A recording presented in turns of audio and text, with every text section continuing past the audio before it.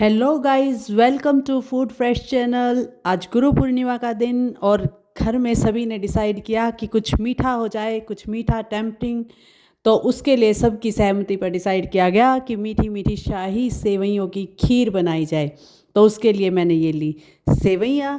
अब सेवइयों को हम क्या करेंगे, थोड़े से घी में हल्का सा रोस्ट कर लेंगे। अब सेवइयों को रोस्ट करने के बाद आती है, क्योंकि मैं ये शाही खीर बनाने जा रही हूँ वो भी 1 लीटर दूध में ही। जी हाँ, मैंने 1 लीटर भैंस का दूध लिया और आप यकीन नहीं मानोगे कि उसके अंदर मैंने इतनी गाढ़ी मलाईदार खीर बनाई है। क्यों? क्योंकि मैंने उसके अंदर भी एक ट्रिक लगा दी है। जी, एक ट्रिक के साथ ही हम 1 लीटर दूध में ही इतनी गाढ़ी मलाईदार खीर बनाएंगे। आप देखते जाइए। तो बने रहिए मेरे चैनल पर और इस चैनल को प्लीज़ लाइक शेयर और सब्सक्राइब ज़रूर कीजिए, मुझे मोटिवेशन दीजिए। तो मैंने दूध में उबाल ला दिया है। जब दूध में अच्छे से उबाला आ जाए तो मैंने उसके अंदर अपनी रोस्ट की हुई सेवइयों को डाल दिया है। अब हम क्या करेंगे, थोड़ी देर इसको ऐसे ही चलाते रहेंगे और जब ये सेवइयाँ इसके अंदर पकना शुरू कर दे, ये देखिए कैसे उबाल आ रहा है। बहुत ज़्यादा समय नहीं लगता है क्योंकि हम इसको रोस्ट कर चुके हैं। तो यहाँ मैंने डाला है इसके अंदर इलायची पाउडर। अब मैं बिल्कुल महीन इलायची नहीं पीसती हूँ अपनी किसी भी रेसिपी में। जब मैं ये दूध की रेसिपी बनाती हूँ तो मैं उसके दानों को थोड़ा सा रख लेती हूँ।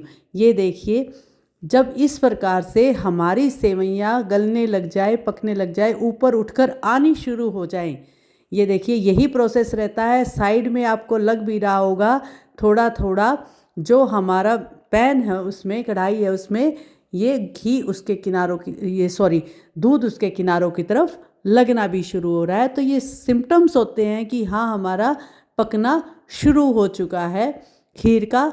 अब जब इस तरीके से खीर पकनी शुरू हो जाती है तो उसी बीच मैंने चीनी डाल दिया। मैंने 1 कटोरी से थोड़ी कम सेवइयाँ ली थी, 1 लीटर दूध लिया था, तो उसी नाप से मैंने जिसमें सेवइयाँ ली थी उसी के अकॉर्डिंग मैंने वही चीनी ली है।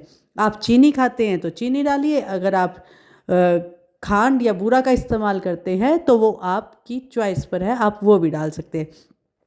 अब आप कहेंगे कि आपने क्या नया किया, खीर तो ऐसे ही बनती है। जी बिल्कुल ऐसे ही बनती है, लेकिन हमने नया क्या किया, अब क्योंकि हमें खीर को बनाना है लच्छेदार, मलाईदार, बिल्कुल गाढ़ा। अब 1 लीटर दूध से तो ये हो नहीं सकता।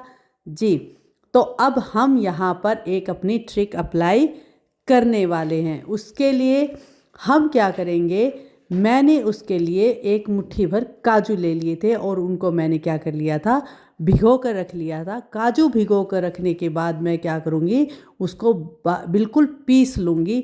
वही 1 कटोरी मैंने उसका काजू को पेस्ट ले लिया और उसको मैं लास्ट में डाल रही हूँ। जी बिल्कुल लास्ट में, क्योंकि काजू का पेस्ट है तो वो कढ़ाई को, अगर मैं बहुत ज़्यादा पहले डाल देती तो वो कढ़ाई पर चिपकना शुरू हो जाता। तो हमने क्या किया, जब हमारा चीनी का भी पानी सूख जाए, एब्जॉर्ब हो जाए, तो हम उसके बाद यहाँ पर उस काजू के पेस्ट को डालेंगे।